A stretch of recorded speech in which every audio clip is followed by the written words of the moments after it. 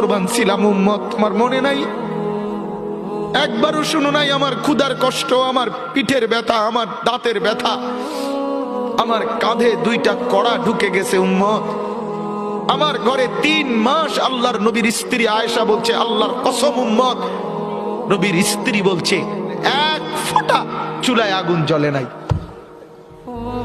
নওজোয়ান আপনারা বলেন বাপ, আজকে যাদের 1 বছর 6 মাস 2 বছর কোনদিন ফজরের নামাজ পড়েন না, দিনের পর দিন রাতের পর রাত যায়, এভাবেই 6 মাস, এভাবেই 1 বছর, এভাবেই 2 বছর, আপনি জানেনও না ফজরের ওয়াক্ত হয় কখন, ফজরের জামাত হয় কখন।